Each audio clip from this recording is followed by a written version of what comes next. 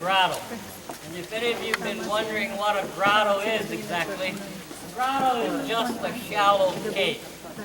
That's all there is up there. Actually, the cave up there is the end of a lava tube that begins somewhere way back up in the hills. But ever since Grandpa Smith started these tours back in 1946 and all the way up until 2006, we've always taken our visitors all the way up and into that cave. When we did, we could easily fit 150 people inside. So it is a lot larger than it looks from here. It goes in about maybe 20 feet or so. It's about 12 feet high at its highest point, 50 feet across.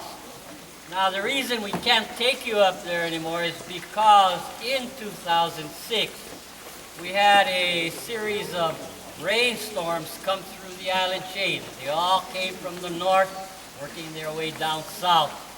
And at one point, during those storms, it rained for 42 consecutive days.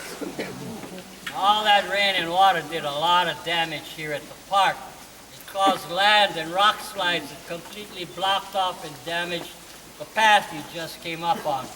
It loosened up rocks and boulders on the hillside above the grotto, causing them to come rolling down off the top, some of them the size of compact cars. But they also damaged the steps and railings that were located just on the other side of these tall trees here off to your left that led up to the grotto. And so when the rains finally stopped, the state was able to come in to assess the damage. They closed the park, and it took them an entire year to clean up the mess, to repave the path we came up on, but they also decided to take out those steps and railings that led up to the grotto. And when the park reopened in 2007, this was as far as we could bring our visitors. It's for everyone's safety that we have to keep you here on the platform, away from the lip of the cave. The grotto gets its name, though, Fern Grotto, from those long ferns you see hanging from the top and sides of the cavern walls.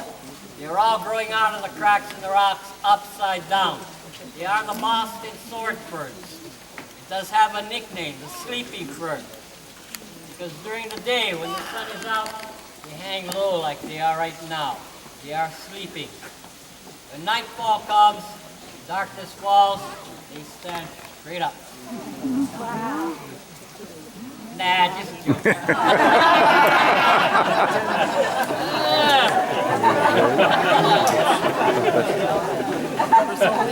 Be careful what you believe, your tour guide. Be very careful. No. They hang down like that all the time. Yeah, but they are growing upside down. Now, prior to 1992, they covered the entire cavern. All of them hanging down 10 to 15 feet and more. Going into the cave, it was like walking through a curtain of ferns. However, in 1992, we got hit by a major hurricane named Iniki. And Iniki was a Category 4 storm. In other words, gusts up to 200 miles an hour. But the most significant thing about Iniki is the fact that the eye of that storm passed directly over Kauai.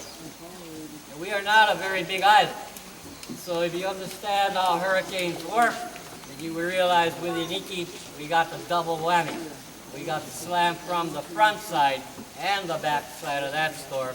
It devastated this island. Here at the grotto, Iniki destroyed all the ferns. I mean, there was nothing left up there but bare rock after Iniki passed through. So the ferns you see here today are what have grown back since '92. As a matter of fact, for about 7 or 8 years after Iniki, it was quite embarrassing for those of us who worked here on the river, bringing visitors to the Fern Grotto that had no ferns. We actually brought picture postcards to show people what they were supposed to be seeing. The cave itself has an ancient name, which is Ma'ama Akualono. It is dedicated to the god Lono, one of the 4 major gods our Hawaiian people worship.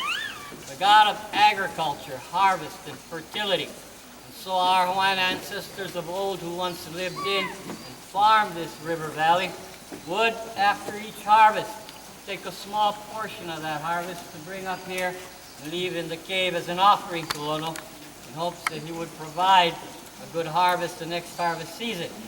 Then, when Christianity was introduced to the islands by the missionaries, and our queen became a Christian, so all ceremonies here at the grotto came to an end because they were considered pagan, and over time, eventually the cave was pretty much forgotten about. Today, the only ceremonies still held here are weddings. Trust me, we have lots. The first wedding was back in 1962 with an actress named Lola Albright. One of the stars of the old Peter Gunn TV series came here to be married. Well, since her wedding in '62, there have been well over 10,000 weddings performed here at the grotto, with couples coming from across the United States and around the world. While our own local couples, we all go to Vegas. That's a whole lot more fun. The next wedding takes place at about 5 o'clock. We have a boat coming up with a couple who's going to get married here just a little later this afternoon. Now, there is another unique feature about this area. If you look carefully, this is very much like a natural amphitheater. So when weddings were still being performed inside the cave.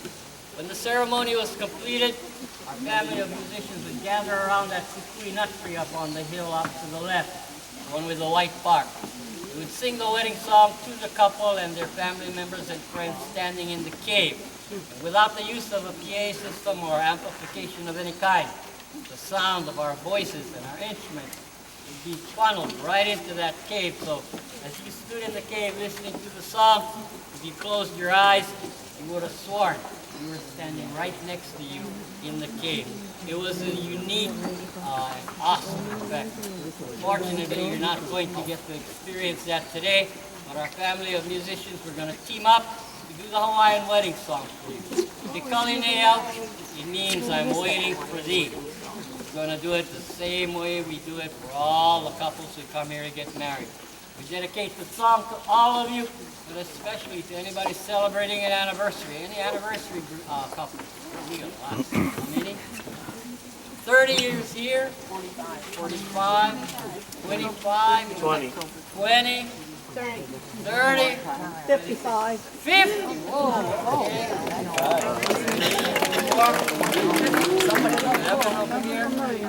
35. More. And then you, 5. You're getting there. I know, me too. I hope I'm How many? Yeah, me too. Oh! Newlyweds. Okay, we got one couple newlyweds. 30. Where's these? Oh, renewal. Okay. Any other newlyweds? Oh, how long? How long? You're honeymooning. All right. And in the back? 3 weeks. Okay, a little Waialua River trivia. How do you pick out newlyweds in Hawaii just by looking? They're happy. No tan, exactly right. No what? Some of you didn't get that. That's all right. Think about it. It'll hit you as you're walking back with the boat. Nice jump. Okay, now, it is a tradition here at the grotto. When we get done singing the song, you turn to whoever it is you came here with, your husband, your wife, your sweetheart, your secretary, whatever. And you give that person a great big kiss. Look around, find you a partner. I will be checking, so make sure you kiss somebody. When you're done with your kissing, and you're ready to head, well, go ahead and finish up your pictures. When you're ready to head back to your boat, take the steps in the far right corner of the platform. You take that back path down to the boat. You get a look at the back side of the park. On the way down, you can take more pictures. If you need to use the restrooms before you reboard, there will be a path that will cut straight across the park to the restrooms, and we'll meet you all back on the boat. So, anybody have any questions before we do the song? Okay, I'm going to ask you all to kind of take a few steps back to give our dancer a little bit of room to dance. Okay, we're gonna feature the voice. Kilohana, dancing of Te Leo. This is the Hawaiian wedding song.